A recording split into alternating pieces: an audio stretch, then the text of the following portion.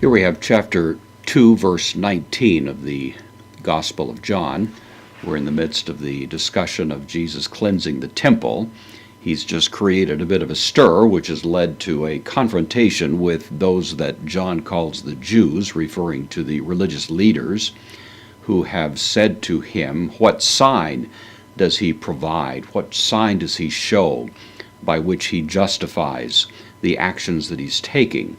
And so Jesus now gives this rather shocking and surprising answer, most important and really critical to the major themes that we find in John's Gospel. So we have Jesus answers apokrythe from apokrynomai, deponent verb, I answer. This is the aorist deponent form, of course. So it's Jesus answered kai apen and said autois to them, pronoun, dative, plural, masculine.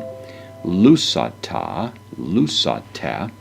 This is the imperative, second person plural of luo, to loose or to destroy. And of course here it means to destroy. So Jesus in the imperative, aorist, destroy, ton neon, the temple.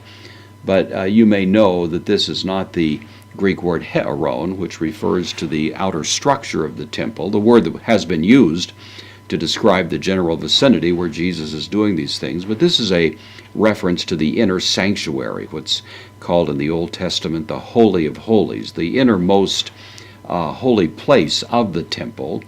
And so we have a very interesting bit of an ambiguity here. Destroy, ton neon tuton, this temple. This is, of course, the demonstrative pronoun, this.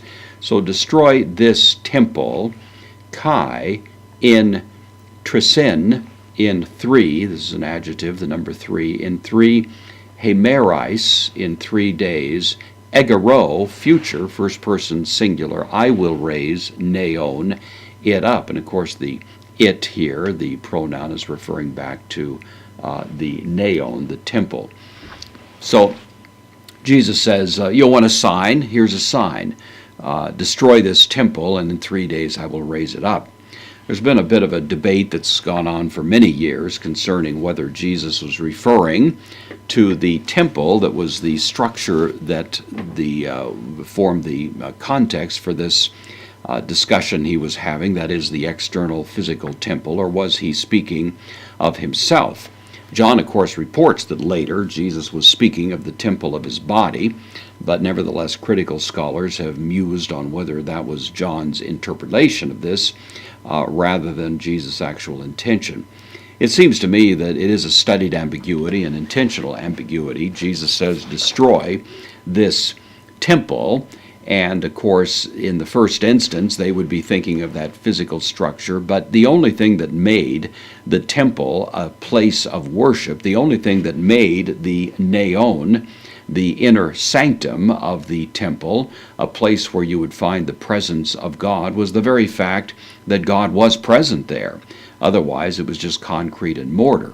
And so in some way, Jesus is suggesting that the only thing that made this a temple was the fact that he was present. It was the temple of his presence in a sense, and even more so then, the temple of his body would be in view. They did indeed destroy or try to destroy the temple of his body, and of course, as he says here, in 3 days he did raise it up again and became the cornerstone of a new temple, a living temple of living stones that is part of the message that the New Testament conveys.